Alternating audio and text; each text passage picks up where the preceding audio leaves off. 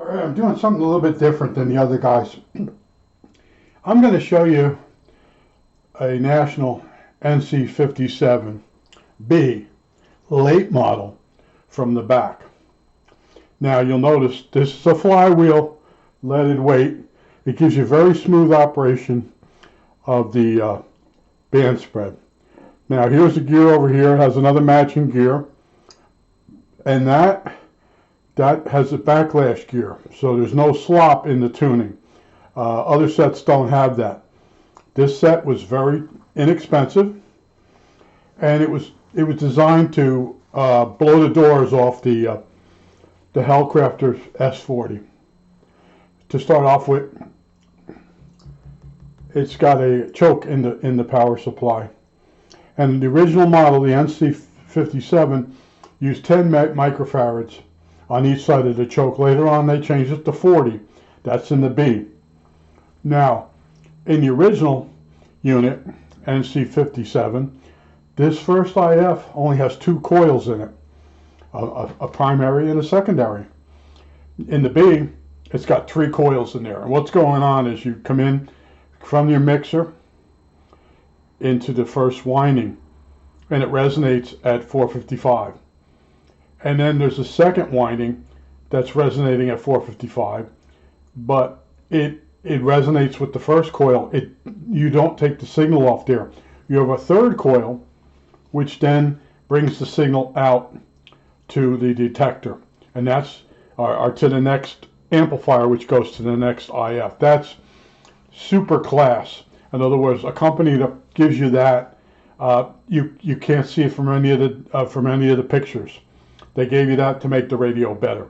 Now, the reason I call this a late model, you got to remember there's a Model M, which doesn't have a transformer. It's a hot chassis AC/DC set, and it's an M, so it's a National NC57M.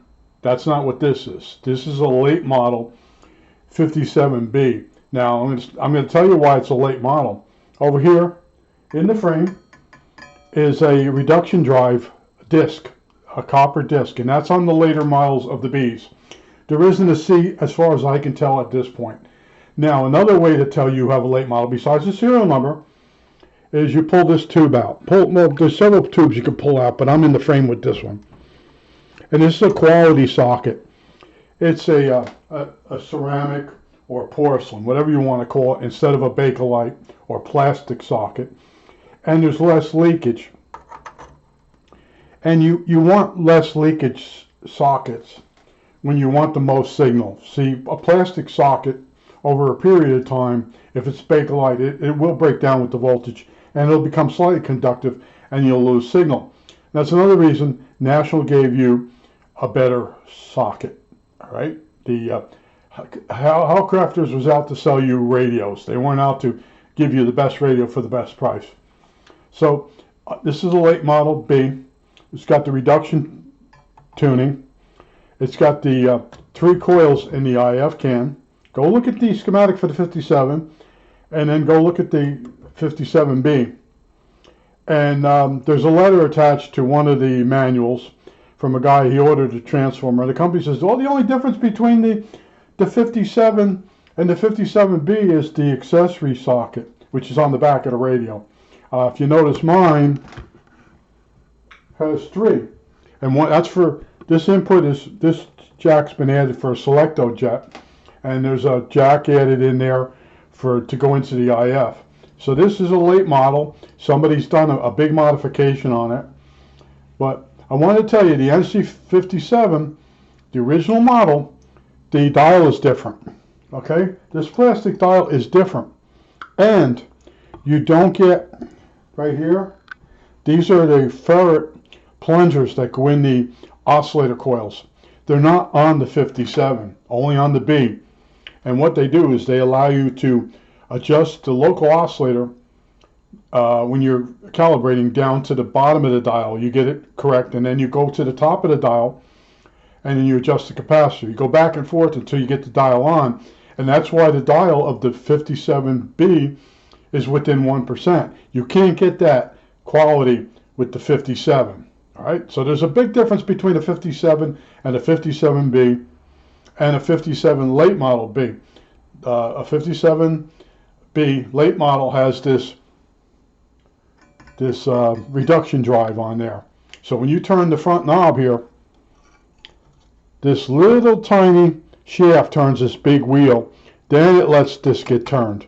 So it takes longer to go from one end of the dial to the other.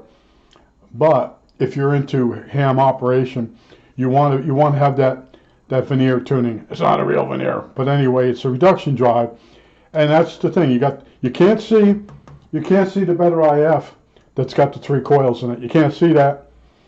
This you can see. The porcelain sockets, you can't see them in a photo. But I was going crazy trying to figure out what model this is. And I realized that it's a late model 57B. And stay away from the 57s if you can. There's no way to really calibrate them in. It'll be very frustrating if you like a dial for DXing like AM. This radio does a decent job when you get it set up for AM broadcast. It's pretty sensitive. And it's basically my go-to chassis. This is the chassis I leave out on the bench. And I have better radios, but I don't have to worry about hitting this thing or having putting a scratch on a really expensive radio because it's sitting on the workbench. But I just wanted to show you the inside. Everybody shows you the front of the radio. They don't tell you anything about the insides, and they turn the knobs. And I was looking to see if I could find this reduction drive. And it is in one of the SAMs for this radio. I could see it in the picture. They shot the radio in such a way I could see that reduction drive. And it's not on my other 2. I have 3 of these. I have 3 NC57s. We'll call it an NC57, but there's the 57 regular. Then there's the M, which is the hot chassis, which is the AC/DC set. Then you got the B. And there's 2 levels of B. In other words, an NC57B, the last ones they put out have these porcelain or your ceramic sockets, and that's quality, man. That's back in those days for them to give you that in this price set. They had a flywheel, a leaded flywheel to the band spread. The other companies, they use marketing to get you to buy their radio. And then if you read up on this one, people say it's basically a pretty hot set. I mean, there's only a few tubes. I think I've covered everything. It's very frustrating when I get done with a video and I say to myself, I should have told them this or I should have told them that. But I'm telling you more than the other guy does. Nobody has ever mentioned that there's 2 models and there's a difference in this first IF. And I took one of these IFs apart and I showed you what's inside, and it's not your normal IF inside.